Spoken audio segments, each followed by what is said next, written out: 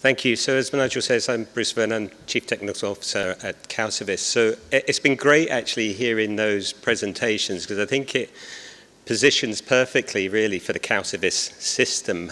So what I'm going to do is look at the Calcivis imaging system and how we use bioluminescence to detect signs of demineralisation. So we're going to look at bioluminescence itself, how we visualize demineralisation, and how this could be helpful in early stages of caries, precavitation and erosion, and how it fits into the preventive dentistry model. So bioluminescence, I'm not sure how many people are familiar with this, but bioluminescence is the emission of light by living organisms.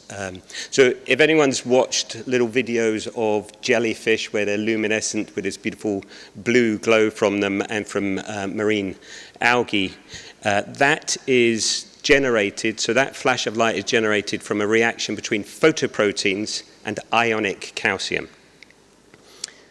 So how this relates to dentistry, and particularly preventive dentistry, if we consider the enamel surface, in a sound enamel surface, looking at the electron microscopy, the crystalline structure, so the hydroxyapatite is very closely packed together with these rods of crystal, and it's extremely tough material. However, it is vulnerable to acid attack, and when acid, which may be in the form of cariogenic plaque or from the environmental factors, food and drink, as that acid starts to eat away at the crystalline structure, we get a porosity, increased porosity, which is actually caused by the loss of structure and the release of ionic calcium.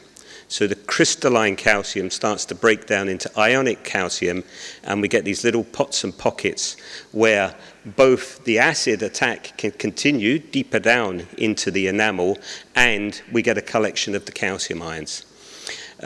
So this is referred to, we all know, as demineralisation. And the good news, as we've heard throughout, is that it can be reversed. So if we can detect this, early signs of demineralisation, we can reverse it with remineralisation to bring the enamel surface back to its sound condition. So the Calcivis imaging system uses a synthetic version of a photoprotein, and again it reacts very, very specifically with free calcium ions, and the reaction is one molecule of photoprotein reacts with 3 ions of calcium and emits a small flash, a very, very quick and faint flash of light. Now, I think it's interesting to note this is not classic fluorescence, so there is no excitatory light involved here. This is luminescence, bioluminescence, so it's a direct detection of, at the molecular stage, of calcium ions. And very important is that bound calcium, so calcium that's in that crystalline state, which is present in the sound enamel, does not give a signal. It's only ionic calcium that produces the signal. So it all sounds very easy, actually. Just throw some photoprotein on and look for a flash of light. However, there's been a number of challenges in developing this product. And the major challenge is that if we look at the flash kinetics, so this is the reaction between the photoprotein and calcium, this time period is half a second. So we can see that the peak output of light is within 10 milliseconds. So we have to have a system that can capture this very, very quick and faint reaction. And the way we've done that is with a imaging device. So it's an intraoral camera, which has a syringe drive mechanism. We can load the syringe with the photoprotein, clip it into the base of the unit, and then clip on an applicator which will channel the fluid onto the tooth surface. So it's a fully automated system. Hold the device over the tooth of interest. We get a live video stream that the dentist or the hygienist, whoever the operator is, can see to visualize position in. And then when the button is pressed, it takes 2 images. One image is with the LED light on, so we get a visual image of the tooth surface. And then very quickly, the light goes off, the protein gets sprayed on, and we get a second image. And this all happens within less than a second, and it's a fully automated system. And then we get those two images, which can be superimposed. So if you look, that's the visible image. And then when we superimpose the luminescent, we can see these hot spots. So it's like a weather map where dark blue and black are the low level, and you go up to yellows, whites, reds, and white is saturated. And these show hot spots where there's high concentration of calcium ions in the enamel, on the enamel surface, which is indicating that there's active demineralization ongoing.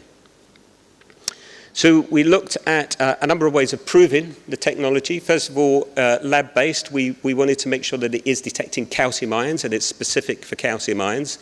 So we loaded wells with varying concentration of calcium ions, and we imaged each of those. And we can see here, this is the weather map I'm talking about. At the bottom here, there's 0 calcium. Up to the top, it's saturation. And what we see is as we increase the calcium concentration, the luminescent signal increases. And we see a relatively linear relationship between the calcium concentration and the light output until we start saturating the sensor. So if we want to see how that relates to the tooth surface, we look at an acid challenge. So we take a relatively sound tooth and we image it with the Calcivis system, and there's very little. There's a little bit of background noise. There's a little bit going on maybe here. As we increase the acid challenge, we see the luminescent signal increases. So we're getting almost like a dose-response curve here, showing that the more exposure to acid, the greater the luminescent signal, and therefore the greater the concentration of ion loss from that tooth surface. And what's interesting is that that signal remains even after the acid challenge is removed. So there's obviously some demineralization ongoing deep down in that enamel. So what we then wanted to look at is, well, can we restore that tooth surface with remineralization therapy, and can we see a difference with the Calcivis system? And so we, in collaboration with Klaus Neuhaus, University of Bern, we set up a group of experiments where his group embedded sound enamel in resin, and we imaged them, and we can see there's little or no signal in that. So that sound enamel, crystalline structure is solid. We're not seeing any loss of calcium. And then he used a validated multi-species bacteria model which mimics plaque to produce an artificial lesion, and when we image that, we see quite a good signal, strong signal from it. He then took these pre-activated enamel blocks and treated them through a 70-day remineralization cycle using mock saliva and fluoride, and imaged them afterwards, and we see the signal's gone. So you can understand how powerful that potentially is for monitoring the remineralization treatments. So as well as those erosive exercise, we've looked at in-mouth studies looking at lesions and differentiating active from inactive lesions. We've already seen a couple of examples of how notoriously difficult it is to distinguish between lesions that appear similar, but we don't know whether they're actively demineralizing and therefore likely to deteriorate, or whether they are an arrested lesion.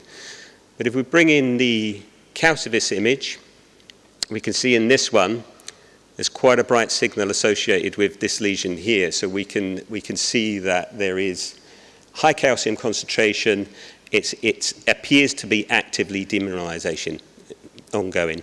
Whereas in this one, we're seeing little or no signal indicating that this may well be an arrested lesion. And it's interesting when you, I'm not doing it with this audience, but I've done it previously, asked people what sort of interventions they would make. Or, you know, in most cases, people are more concerned about this one. But once we've seen additional information, then it can help with determining the treatment. So again, looking at some of the treatment options, and we again talked about this activity versus inactivity status is so important determining the type of treatment. So if there is activity there, if it's cavitated, it's probably too late to do any remineralisation. It's probably going to need operative treatment. But if it's non-cavitated and it's caught early enough, then we can look at non-operative remineralisation type therapies. So again, just to reiterate how we then might look at monitoring. Once we've chosen that treatment option, we can then go back and see whether we're still continuing to see activity or whether we're losing that activity over time after maybe a 3-month or 6-month period.